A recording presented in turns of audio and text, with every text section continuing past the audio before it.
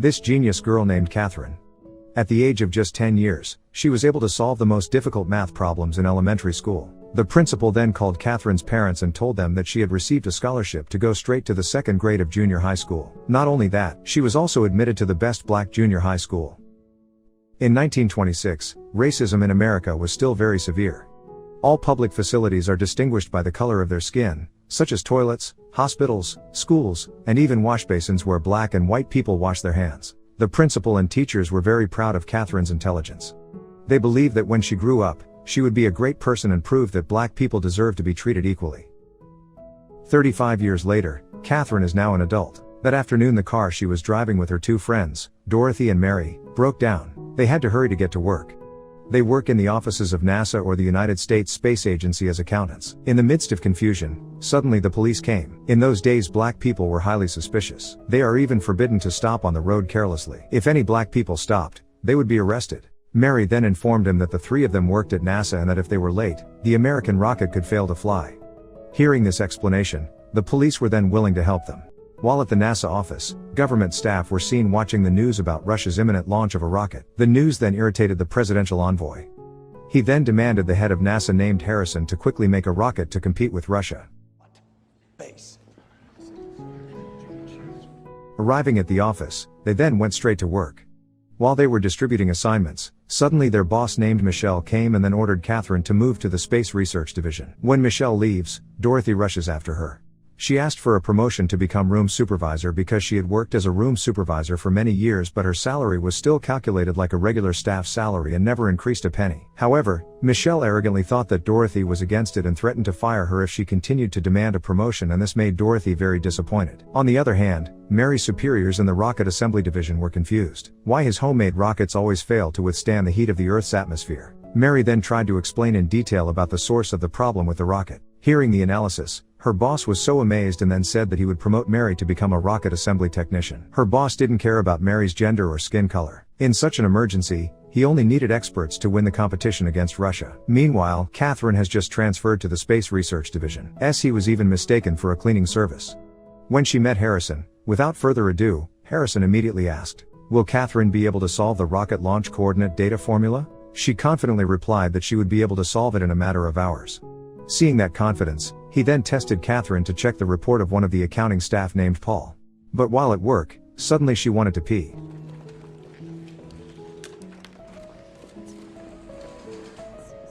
Because there were no black toilets in this division building, she had to run to his former division building, which was 800 meters away. After that, she then continued to work. While working in the new division, everyone always looked at her with a cynical look. After work, she still has to take care of her 3 daughters since her husband and father died. He became the breadwinner of the family alone. Fortunately, there is still her mother who every day helps look after the children at home. Sunday morning after worship, Dorothy and Mary tried to match Catherine with a soldier named Jim. Even though Catherine refused, but she was left alone. On a walk, Jim said he did not expect NASA to accept black female employees. That sentence offended Catherine and, holding back annoyance, said the reason NASA accepted her was because she was the first black student to receive a scholarship to the best white university in Virginia. So Jim can imagine how smart she is. Jim then fell silent. In his heart he said, "Why is she angry?" The next day at the office, when she wanted to get coffee, she saw a small coffee pot that said specifically for blacks. In her heart she could only be patient, and then she went back to work. Not long after, Paul came to give the formula file. When examined, she was confused. Why so many scribbles? As if he was deliberately trying to bully her, so she couldn't finish the formula. But she wasn't out of her mind, as he used the light of the lamp to read the scribbles. It turns out that the data in the file is the same as the data on the whiteboard. Because it's not obvious, he then chose to work directly on the blackboard. When she went to the toilet, Harrison, Paul, and the entire research team were confused by Catherine's count. So far they have worked hard to complete the formula, but in just a matter of minutes, she managed to finish it herself. Inside Harrison's room, Catherine was being interrogated by several employees. Paul asked how the formula can be solved, even though he had crossed out a lot of data. She then explained in detail how she did it. After hearing that, Harrison then reprimanded Paul and told him that from now on she had to provide as much data as possible so that this project could be completed quickly. When they were resting, Michelle came over to them.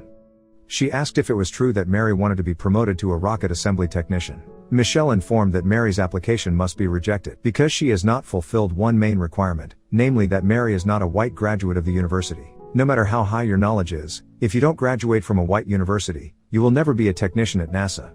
Although hurt, she was silent without being able to do anything. A few days later, at noon Dorothy was seen taking her 2 children to the city library. But while she was choosing a book, she was reprimanded by a woman. The woman shooed her away, saying that this library was not a place for black people. After leaving, on the bus she took out a book that was secretly taken from the library. She advised her 2 children when they grow up, if they want to be respected, they must be smart.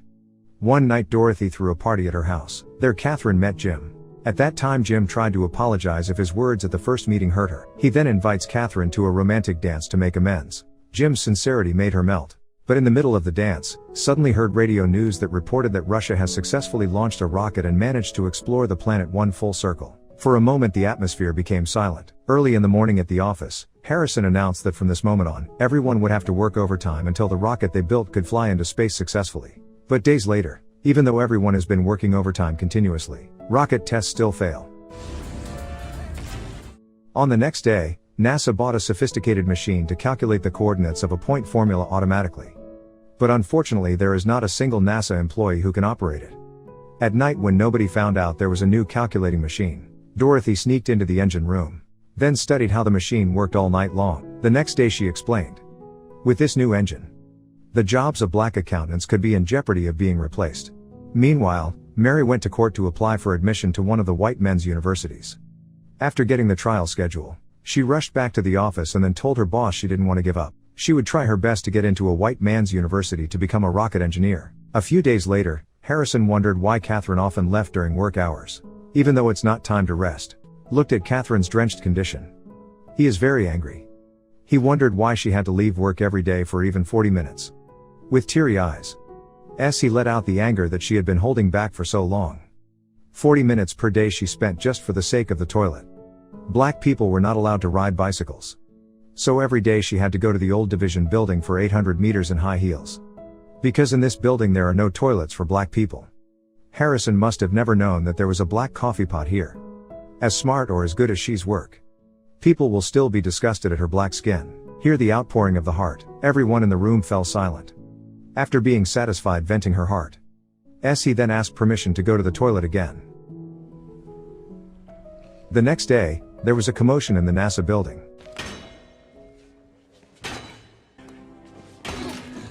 That day Harrison smashed black signage that was posted all over the restrooms in NASA buildings. Before leaving, he said that at NASA our urine is all the same color. Now there are no more white or black toilets. Month after month later, the trial period ended. And on May 5, 1961, it was time for the United States' first official rocket launch. After that, we're at T-minus 10. We have ignition at 0.5 G.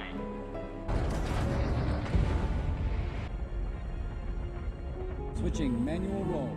Rocket successfully flew into space. Americans celebrate the success. The ranks of the creators of the NASA rocket then received an award from President John F. Kennedy. Not satisfied until there, in his speech, President Kennedy said that America will continue to explore space to win the competition against Russia. Day by day Catherine and Jim's relationship became closer. Meanwhile in court, Mary was seen trying to convince the judge. She applied for admission to a white man's university in order to become the first female engineer at NASA. Maybe now Mary has not accomplished anything, but she was sure. In the next few years her name will be immortalized as one of the greatest women in the world. And that's when Judge's name will also be recorded as the first judge to give black people the opportunity to study at white people's universities. She's way of negotiating impressed the judge. The judge gave her permission. In the office, Catherine asked permission to work on the calculation formula for the project's next rocket launch. Though Paul was against her. But judging from the results of previous work, Harrison decided to trust Catherine. After 47 days in space, the astronaut who flew the NASA rocket back to Earth, but unfortunately time to land, the rocket was destroyed and sank in the sea. Government officials were again disappointed. As a result of the damage, the rocket that was collected from the public's tax money sank to the bottom of the sea. They demanded Harrison to perfect the manufacture of the next rocket. At noon Catherine gave Paul the calculated data, but he refused, saying that this morning the data had changed, so she had to recalculate using the new data. In her heart she could only be patient. She then asks him to let her join the meeting so she can always be up to date with the latest data. Unfortunately he still told her to count the existing data and not oppose. The next day, same as yesterday, Catherine's count was again rejected by Paul.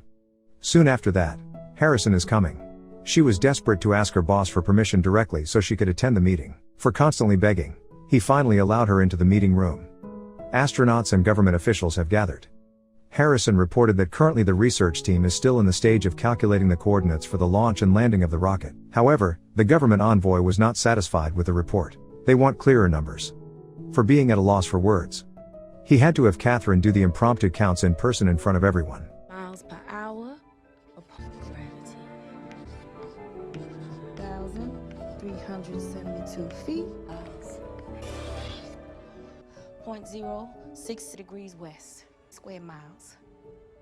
Everyone was so amazed. Difficult formula that so far cannot be solved. He managed to finish it in just a matter of minutes. Casually, Harrison said that the data will be finished in a few days. On the other hand, after studying for a long time how NASA's automatic calculating machine works. That day Dorothy was secretly trying to operate the machine. When the engine is running, suddenly 2 officers came. The officer was confused. Why does the engine work? Though no one could ever blame it.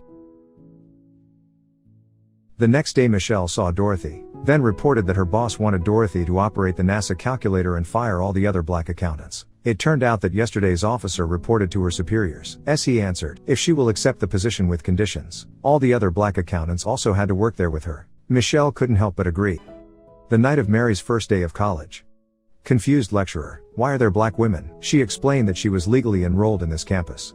Because it has a license. Everyone in the class can't do anything. Though alone among the white men, she is still eager to learn. When Catherine came home from work, she is shocked to see the people in the house neatly dressed.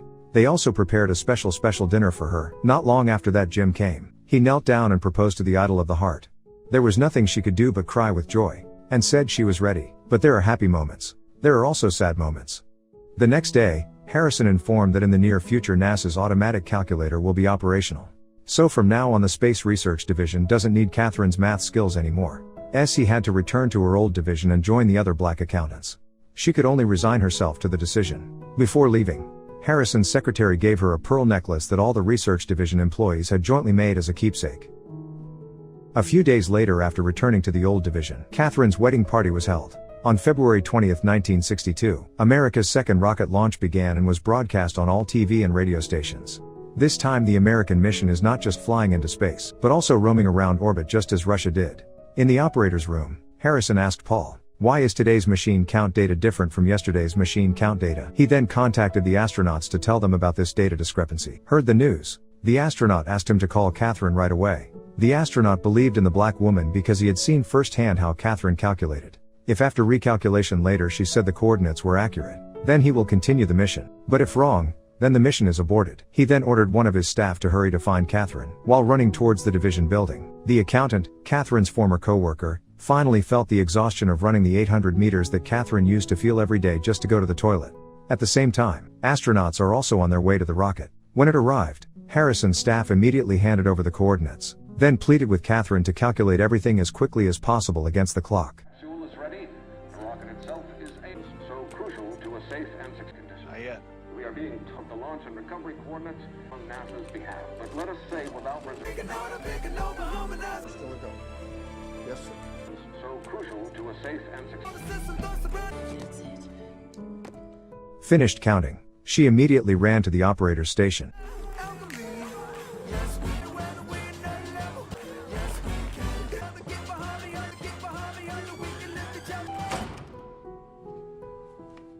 When she wanted to leave, Harrison suddenly came out and told her to come in. For the first time in her life, he could feel for herself how the situation in the NASA operator room was. Harrison then reported to the astronauts that the results of the calculation of the coordinates matched, and astronauts can continue their mission. Here at Cape Canaveral, the countdown has risen. These pictures are from Cape Canaveral. 6. DMA-6. This is Seco. The trajectory is still A-OK. 0G and I feel fine. Rocket successfully launched into space. John Glenn reports everything looks good.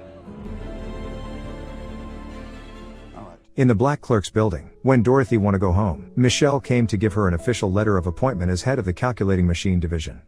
Because now their position is equal and she is no longer Michelle's subordinate. As a sign of respect, Michelle then calls Dorothy by her first name, Mrs. Vaughn. Hours passed. Mission exploring orbit has been successful. warning light is on, indicates that the rocket must immediately descend. This condition is also reported on TV and radio. But on landing, suddenly the heat barrier layer of the Earth's atmosphere experienced problems. Zero angle, over. There's a real fireball outside. It's getting a little hot in here.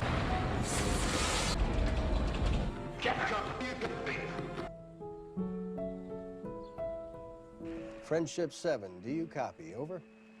Friendship 7, do you copy? Over. Friend. Loud and clear, Capcom. Astronauts managed to land safely to Earth. The rocket remained intact with no major damage. And the landing was exactly at the coordinates that Catherine had calculated. Heard the happy news. All Americans cheered. While others are celebrating their success, Harrison walked over to Catherine, then say good job. Before leaving, while joking, he asked, "Can we fly to the moon?" She confidently answered,